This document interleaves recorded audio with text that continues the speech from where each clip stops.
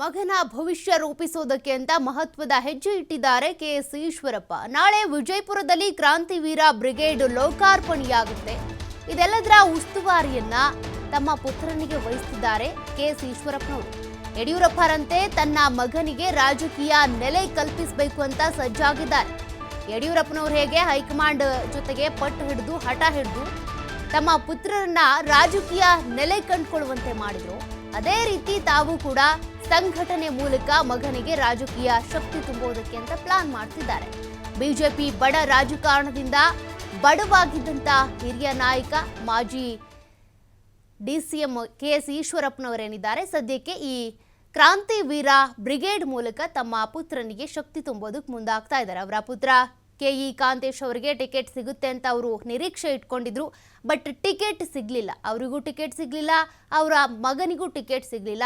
ಹೀಗಾಗಿ ಅವರು ಬಿಜೆಪಿಯಿಂದ ಸಾಕಷ್ಟು ಅಂತರ ಕಾಪಾಡ್ಕೊಂಡು ಬಿಟ್ಟಿದ್ದಾರೆ. ಈಶ್ವರಪ್ಪಗೆ ಮಾಜಿ ಸಚಿವ ಗೂಳಿಹಟ್ಟಿ ಶೇಖರ್, ಅದೇ ರೀತಿಯಾಗಿ ವಿವಿಧ ಸಮುದಾಯದ ನಾಯಕರು ಕೂಡ ಸಾಥ್ ಕೊಟ್ಟಿದ್ದಾರೆ. ಈಶ್ವರಪ್ಪನವರು ಅಸಮಾಧಾನಗೊಂಡು ಬಿಜೆಪಿ ನಾಯಕರು ನನಗೆ ದ್ರೋಹ ಮಾಡಿಬಿಟ್ರು ಅನ್ನುವಂಥ ಕಾರಣಕ್ಕೆ ದೂರ ಉಳ್ಕೊಂಡಿದ್ರು. ಈ ಕ್ರಾಂತಿವೀರ ಬ್ರಿಗೇಡ್ ಲೋಕಾರ್ಪಣೆ ಮಾಡೋದ್ರ ಮೂಲಕ ತಮ್ಮ ಮಗನಿಗೆ ರಾಜಕೀಯ ನೆಲೆ ಕಟ್ಕೊಳ್ಬೇಕು ಅನ್ನುವಂಥ ಕಾರಣಕ್ಕೆ ಈ ರೀತಿ ಒಂದು ಹೆಜ್ಜೆ ಇಡ್ತಾ ಇದ್ದಾರೆ.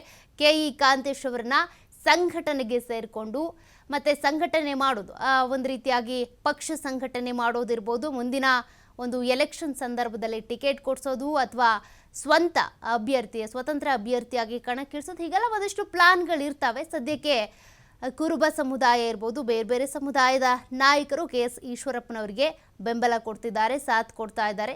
ಈ ಕ್ರಾಂತಿವೀರ ಬ್ರಿಗೇಡ್ ಲೋಕಾರ್ಪಣೆ ನಾಳೆ ವಿಜಯಪುರದಲ್ಲಿ ನಡೆಯುತ್ತೆ. ಅದರ ಉಸ್ತುವಾರಿ ಇರ್ಬೋದು, ಅದರಲ್ಲಿ ಮುಂದಾಳತ್ವವನ್ನು ಕೆಇ ಕಾಂತೇಶ್ ಅವರೇ ವಹಿಸಬೇಕು ಅಂತ ಈಶ್ವರಪ್ಪನವರು ಡಿಸೈಡ್ ಮಾಡ್ಕೊಂಡಿದ್ದಾರೆ.